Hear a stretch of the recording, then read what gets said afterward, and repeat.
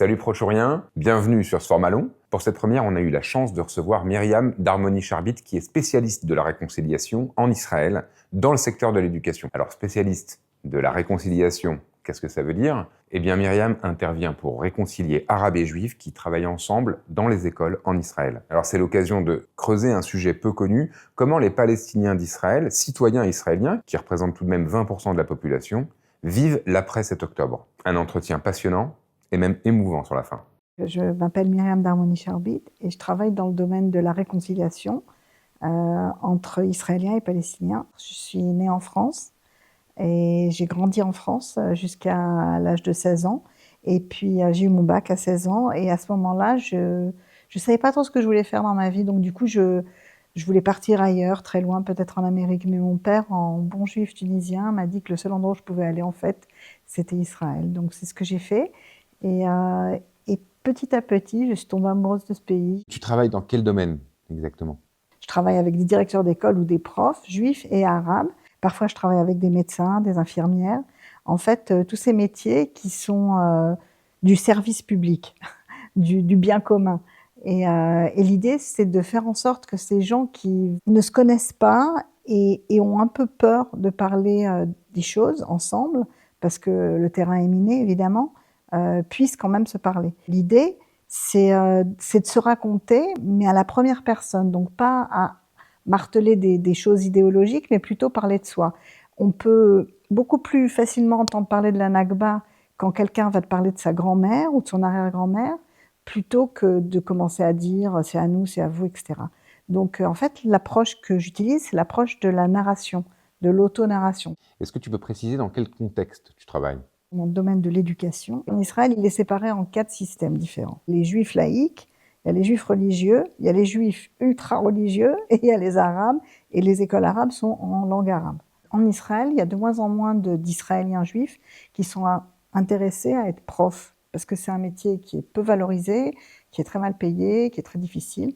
Donc du coup, ce qui se passe ces dernières années, sous l'impulsion également du ministère de l'Éducation, il y a de plus en plus de professeurs arabes, citoyennes israéliennes, qui travaillent dans ces écoles en hébreu. Il y a de plus en plus d'écoles où il y a des équipes mélangées. Tout de suite après le 7 octobre, il y a eu une exigence des collègues israéliennes juives par rapport à leurs collègues arabes de dénoncer ce qui s'était passé le 7 octobre. Et donc au départ, la plupart de ces profs l'ont fait bien évidemment, et on dit et on redit les choses. Ce qui s'est passé ensuite, c'est que ça s'est pas arrêté. Le premier mois, le deuxième mois, elles l'ont fait, et puis quand ça a continué 3 mois après, 4 mois après, 5 mois après, parce qu'en fait en Israël, même si on est là 1 an et 5 mois après le 7 octobre, on le revit tous les jours. Donc en fait, cette question-là de demander en fait à ses collègues de dire et de redire la même chose, ça a créé des tensions. Parce qu'à certains moments et dans certains cas, il y en a qui ont dit mais ça suffit, là, arrêtez, ça nous stresse, on n'en peut plus.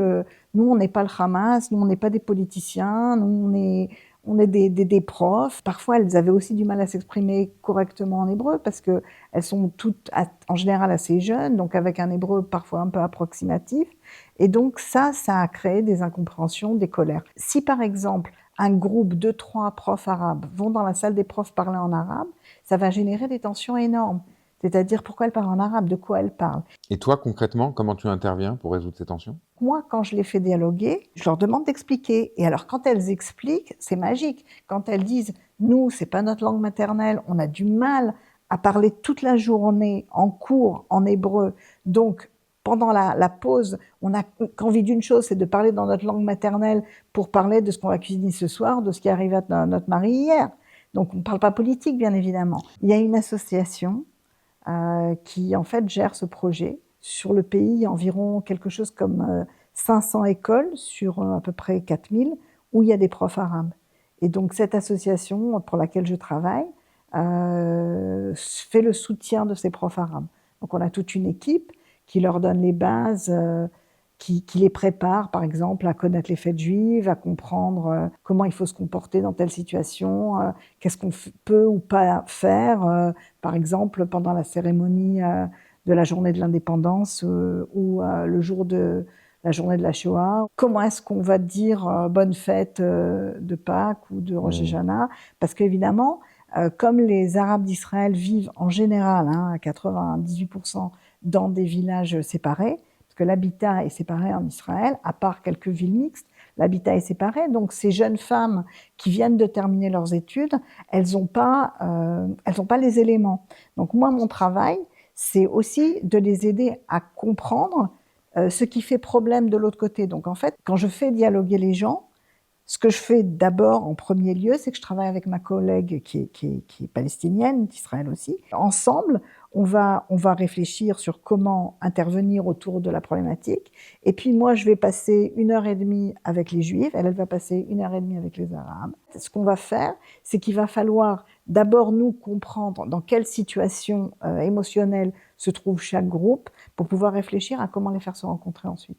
Mais comment ça se fait que ces deux populations se connaissent si peu, finalement? À l'université et dans les collèges d'éducation où elles vont faire leurs études, il y a un décalage entre les Juifs et les Arabes. Parce que tu sais, les Juifs vont aller à l'armée 2 ans ou 3 ans, puis ils vont partir autour du monde 1 an ou 2 ans. Et donc, quand les Juifs vont commencer leurs études, ils vont avoir autour de 23-24 ans. Alors que les Arabes, qui étudient avec eux, vont avoir 18 ou 19 ans. Et donc, il va y avoir un décalage, il y a vraiment un grand fossé au niveau de l'âge. Et la deuxième raison, c'est que dans les universités, dans les collèges d'éducation, il n'y a pas beaucoup d'efforts qui sont faits pour que les personnes communiquent. C'est très très rare qu'il y ait des centres de dialogue judéo-arabe dans les universités. Il y en a un à l'Université de Jérusalem, et il y en a un dans un collège d'éducation à Beth Berl. Alors, tu parles des Palestiniens d'Israël, des Arabes israéliens. Comment est-ce qu'on les appelle? Comment on les appelle, c'est déjà une question politique ou idéologique. Les Juifs en Israël vont appeler les autres, les 20% de personnes qui parlent arabe en Israël, ils vont les appeler les Arabes israéliens. Ces mêmes Arabes israéliens, quand ils vont parler avec des Juifs, ils vont dire qu'ils sont des Arabes. Ils ne vont pas forcément dire Israéliens. Mais quand ils sont entre eux, ils vont dire qu'ils sont des Palestiniens. Parce qu'en fait, ils sont des Palestiniens. Parce que arabe, c'est l'appellation globale de tous les arabophones du Proche-Orient et d'Afrique du Nord. Mais par contre, palestinien, c'est l'appellation de ces personnes qui vivent sur le territoire de la Palestine mandataire de l'époque. Et donc, ce qui s'est passé en 1948, c'est qu'il y en a 750 000 qui sont devenus des réfugiés, et il y en a 155 000 qui sont restés, et c'est leur grande fierté jusqu'à aujourd'hui, qui sont restés sur le territoire. On appelle ça tsumud. C'est en arabe, et on est resté, on s'est collé à la terre, on n'a pas bougé, et c'est pour ça qu'ils sont encore là jusqu'à aujourd'hui. Aujourd'hui, à l'époque, ils étaient 155 000, 154 500, un truc comme ça, à peu près. Et aujourd'hui, ils sont presque 2 millions. Plus de 90% sont des musulmans, mais il y a aussi des chrétiens, puis il y a des druzes aussi. Est-ce que tu peux nous parler des Palestiniens d'Israël? Comment ils vivent? Où est-ce qu'ils habitent? Les Palestiniens d'Israël ont 2 statuts différents, suivant en fait la reconnaissance internationale. Il y a ceux qui vivent en Israël, dans les frontières reconnues par l'ONU d'Israël, et puis il y a ceux qui habitent à Jérusalem-Est. Et ceux-là, ils ont été annexés en 67 et ils ont reçu ce qu'on appelle une carte de résidence en Israël.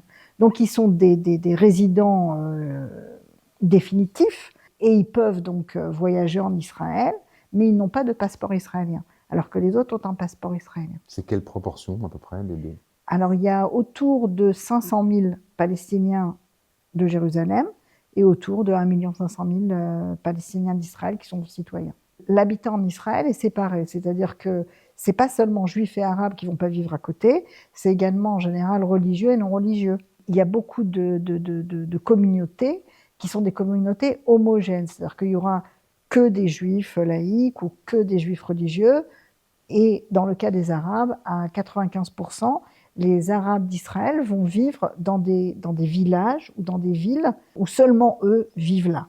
Maintenant, ce qui se passe ces dernières années, du fait qu'Israël n'encourage pas la création de nouveaux quartiers ou de nouveaux villages arabes en Israël, ce qui se passe, c'est qu'il y a une vraie crise de l'habitat, et donc il y a quelques endroits, en particulier dans le nord, où il y a de plus en plus de Palestiniens d'Israël qui vivent là. Par exemple, l'exemple le plus probant, c'est cette ville qu'on appelait avant Nazareth du Haut, et aujourd'hui on l'appelle Nof HaGalil. Elle est au-dessus de la ville de Nazareth traditionnelle.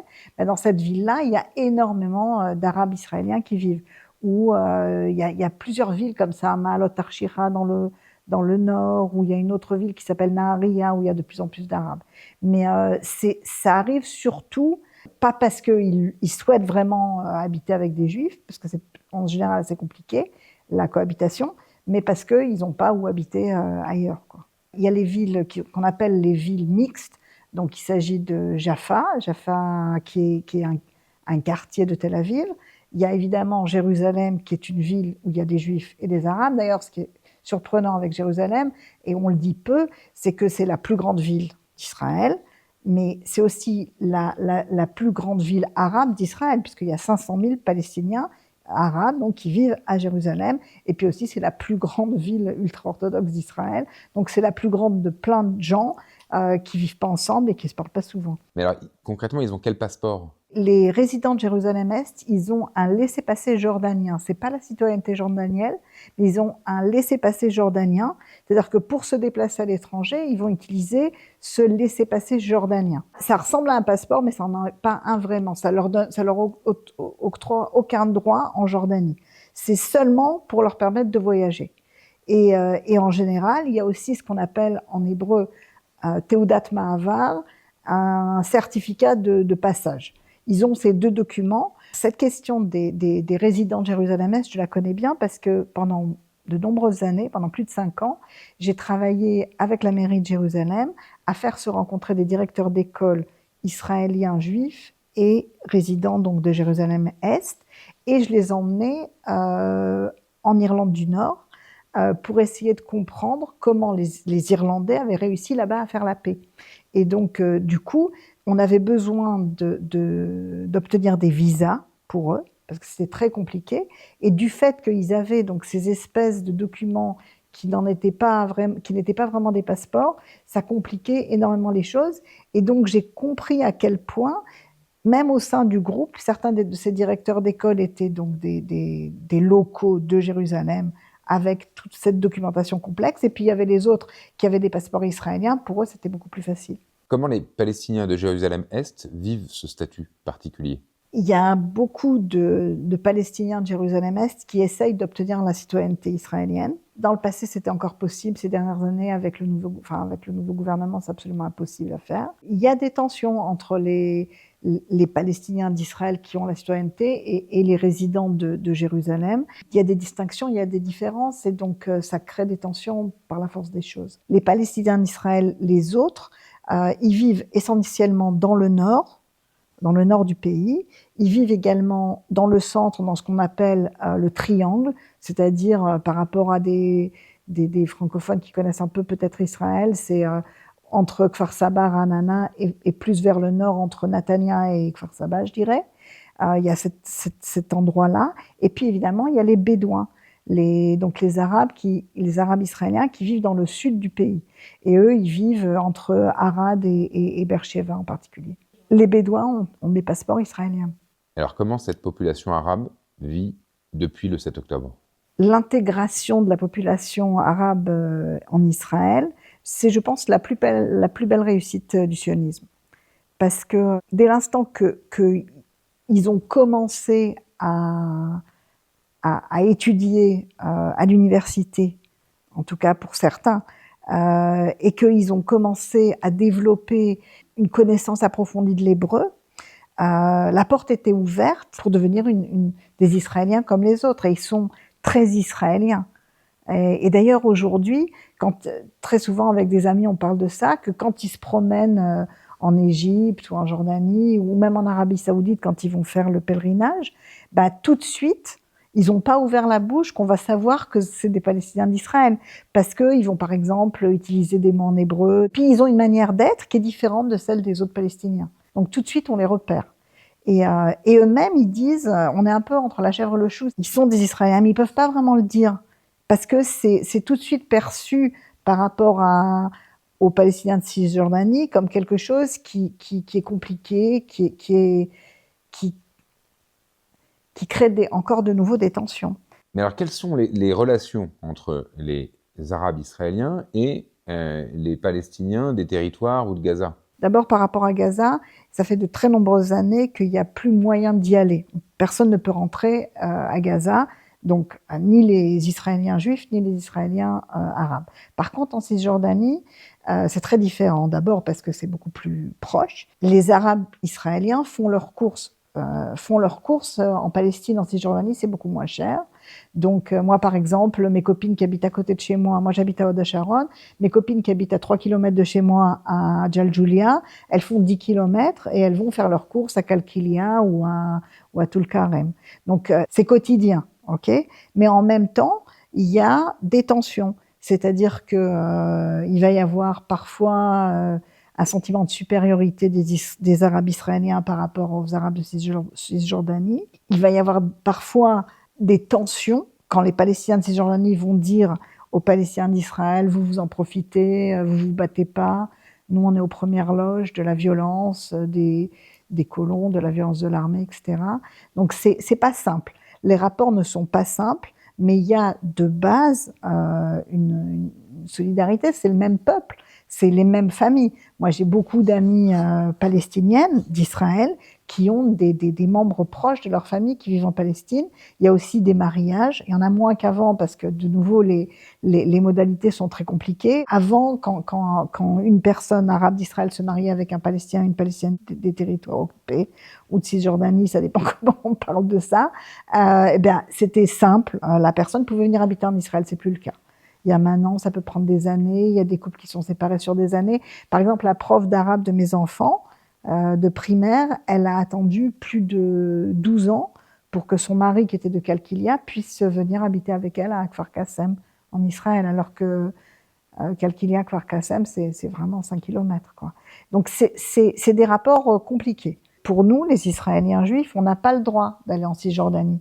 On peut emprunter les routes qui mènent dans les implantations, mais on ne peut pas aller dans les villes palestiniennes. C'est interdit pour les Israéliens juifs. C'est interdit par Israël. Et depuis le 7 octobre, qu'est-ce qui a changé?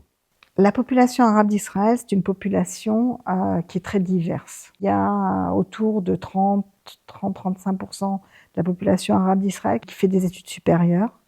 C'est les meilleurs médecins d'Israël aujourd'hui, sont des Palestiniens d'Israël. Sans eux, on n'aurait pas de système de santé publique en Israël. C'est des gens qui ont une vraie envie de réussir et qui poussent beaucoup leurs enfants à faire des études.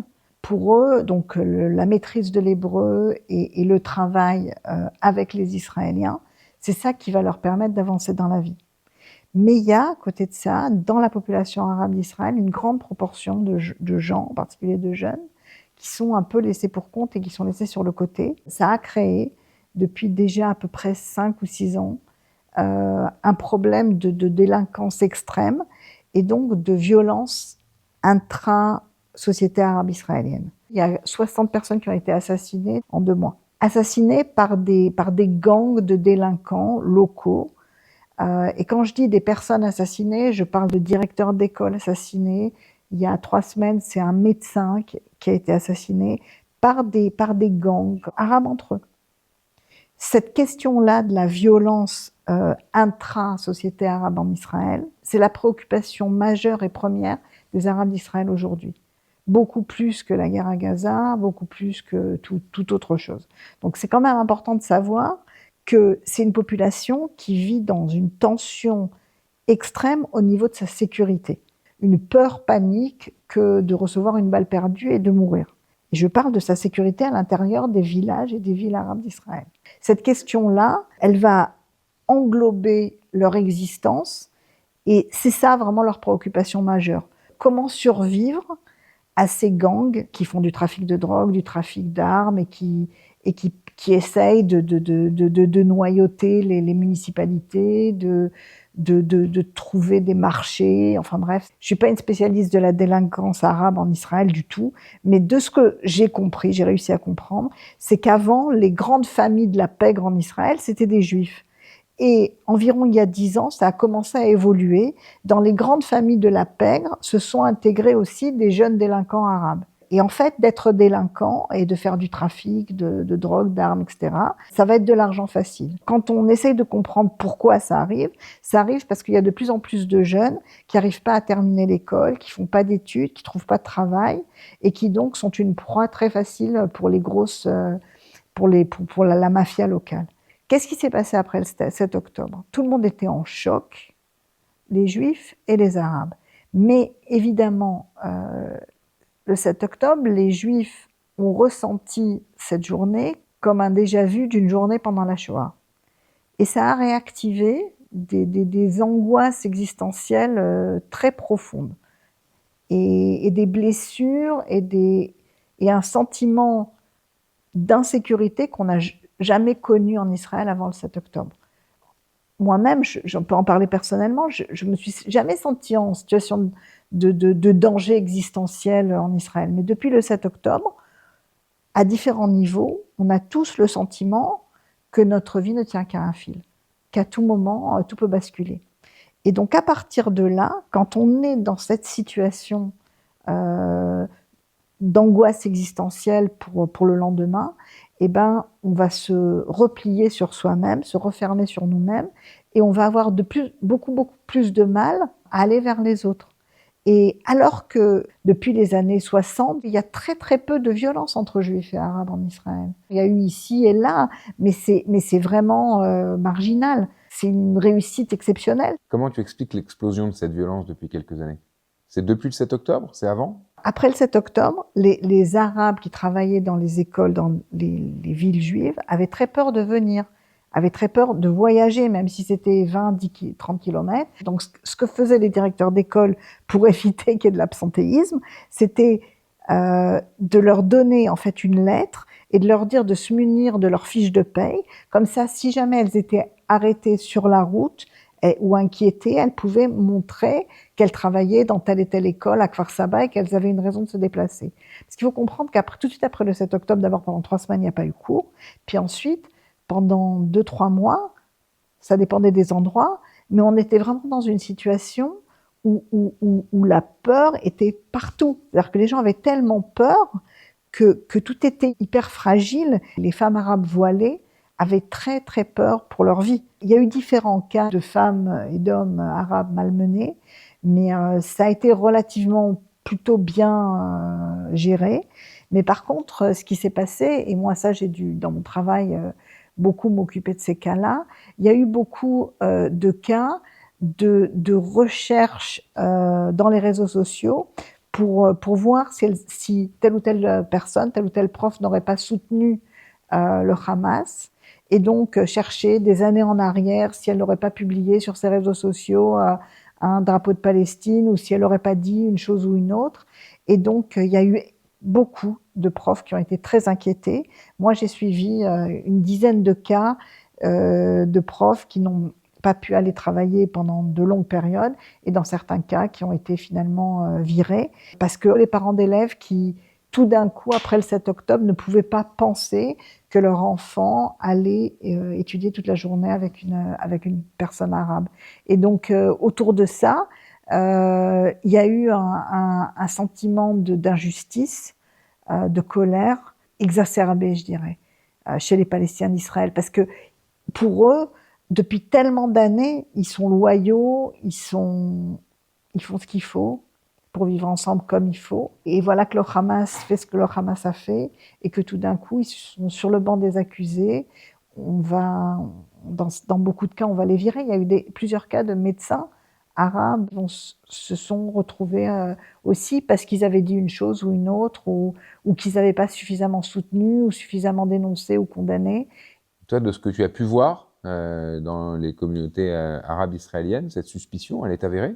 Dans les cas que moi j'ai suivis, dans aucun cas. J'ai entendu dire qu'il y avait une institutrice à Jérusalem-Est qui travaillait dans une école juive, dont le cas était effectivement un cas où elle aurait effectivement soutenu le Hamas.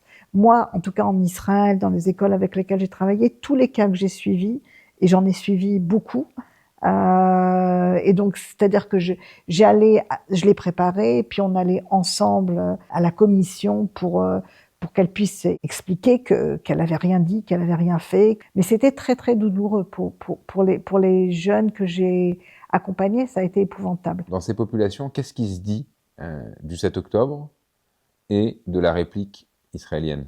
Il n'y a pas eu de sondage sur la question. Donc je peux te dire ce que moi j'entends de mes collègues, de mes amis, de tous les gens avec qui je travaille depuis plus de 20 ans, donc en particulier dans le domaine de l'éducation. En bloc, c'est une dénonciation totale de la sauvagerie du Hamas du 7 octobre. Et ensuite, c'est une douleur profonde autour de la manière dont la guerre a été menée, sans faire de distinction entre les hommes armés du Hamas, les terroristes du Hamas, et les populations civiles. Et ça, c'est très très douloureux pour les Arabes d'Israël. C'est aussi d'autant plus douloureux que ceux qui travaillent ou dans les écoles ou dans les hôpitaux, etc., ne peuvent pas en parler. Avoir de la compassion pour les victimes civiles de Gaza, quand tu es arabe, ne serait-ce que dire ça, j'éprouve de la compassion, c'est tout de suite être dans la position d'être un traître à la cause. Je dois dire que même moi, qui suis juive, j'ai même été officier pendant 7 ans dans l'armée de l'air, donc j'ai tout ce qu'il faut pour être positionné. Mon mari était parachutiste, mes enfants ont tous fait l'armée. Et bien même moi, j'ai compris que c'était pas possible d'exprimer de la compassion aujourd'hui. Et c'est très dur parce que j'en éprouve de la compassion. Et évidemment, pour les Arabes israéliens, cette compassion, elle est beaucoup plus forte. Moi, je travaille beaucoup avec des écoles chez les Bédouins dans le sud du pays. Et comme c'est proche, il y a beaucoup de membres de leur famille qui sont de Gaza. Et donc, moi, je travaille avec plein de profs qui ont perdu beaucoup de membres de leur famille à Gaza et qui peuvent absolument pas en parler avec les collègues juifs. C'est pas possible. C'est complètement tabou. Aujourd'hui, en Israël, l'idée même de dialoguer ou d'être dans la réconciliation, c'est inconcevable, je dirais. Et c'est pour moi d'autant plus douloureux que, comme je travaille depuis plus de 20 ans sur la question et que j'ai beaucoup d'exemples et d'expériences positives où ça fait énormément de bien aux deux côtés, c'est un crève-cœur en fait. C'est vraiment très dur. On te sent assez désespéré. Comment est-ce que tu vois l'avenir? J'aimerais dire que je suis optimiste, mais je ne le suis pas vraiment. Si j'ai très peu d'espoir en les politiques, j'ai beaucoup d'espoir dans les gens. Moi, j'ai été malade à 2 reprises très gravement. Et les gens qui se sont occupés de moi, les médecins, les infirmières, la secrétaire du dispensaire, ben, c'était à 90% des Arabes. Et donc, je sais que peut-être que c'est un peu différent pour moi parce que je travaille aussi dans ce domaine-là, mais je me dis, tous les jours où il y a un médecin arabe qui va soigner une personne, tous les jours où il y aura une prise de sang qui va être faite par une infirmière arabe, ben ça rajoute un peu d'humanité à cette crispation, cette polarisation terrible. Donc le fait où, par exemple, dans les écoles, chaque jour où il y a une prof qui est gentille et qui fait bien son travail et qui fait en sorte que ses élèves apprennent bien, comme il faut, et ben, tous ces petits actes-là, c'est pour moi source d'espoir parce qu'on est quand même ensemble dans ces moments-là. Dans les moments de douleur, dans les moments d'apprentissage, on est ensemble. C'est la seule chose à laquelle je me raccroche pour me dire que les vents vont peut-être tourner, on va peut-être réussir à vivre les choses un peu différemment. Quand tous les otages seront revenus, y compris les dépouilles de ceux qui sont morts en détention dans les tunnels du Hamas, je pense que quand ce chapitre-là, qui est tellement douloureux pour nous tous en Israël, ben peut-être que ça sera possible de réactiver quelque chose. Dans la dernière année, il y a plus de 85 000 Israéliens qui ont quitté le pays. Ce qui est très triste, c'est que c'est surtout des Israéliens qui ont fait des études supérieures et qui font des métiers importants, comme par exemple médecins, informaticiens et ingénieurs. Et parmi ces 85 000-là, il y a beaucoup d'Arabes. Beaucoup d'Arabes qui font justement partie de l'élite de cette population arabe d'Israël. Mes 3 meilleures amies palestiniennes, elles ont chacune au moins un enfant à l'étranger. Et quand je leur demande est-ce Est-ce qu'il a l'intention de rentrer? Elles me disent clairement non. Non, non, c'est fini pour lui. L'une, c'est en Allemagne, le second, c'est aux États-Unis, la troisième, c'est en Italie. Ils vont jamais revenir. C'est trop dur. C'est trop dur. Et puis aussi, ils sont confrontés à beaucoup de racisme au quotidien. Et ça, c'est compliqué aussi à gérer. Et toi, personnellement, tu comptes rester en Israël? J'en ai les larmes aux yeux. Cette question-là me tourmente depuis pas mal de temps, depuis au moins 6 mois. Avant, j'y pensais jamais. Ce dont j'ai vraiment peur, c'est qu'on remette en place une nouvelle Nakba. Il y en a qui disent que c'est déjà le cas, que c'est ce qu'on a fait en déplaçant les Palestiniens de Gaza. Il y en a qui disent que ce qui a été fait à Jenin et à Tul-Karem, c'est déjà en fait ça, c'est des déplacements massifs de population. Si à un moment donné, j'ai le sentiment que c'est vraiment une décision politique et que ça va vers là, je pense que j'aurais du mal à rester en Israël. Jusqu'à présent, je me suis toujours dit que la Nakba était justifiée, la Nakba de 48, parce qu'il y avait le plan de partage, parce qu'ils avaient aussi la possibilité de choisir la solution à 2 États. Mais maintenant, quand la solution à 2 États n'est plus d'actualité et que ce dont on parle, c'est du Grand Israël, je pense qu'on arrive à un moment où quelqu'un comme moi, qui est pour la paix, et c'est devenu vraiment un gros mot, je pense qu'à un certain moment, je pourrais plus rester. Mais c'est très très dur parce que j'ai toute ma vie, parce que j'ai mes enfants, j'ai mes amis, d'ailleurs aussi palestiniens. Mais je sais pas comment envisager ça. Mais j'ai très peur de cette dérive antidémocratique, de cette dérive ultranationaliste. C'est pas du tout. Je vois le pays changer sous mes yeux.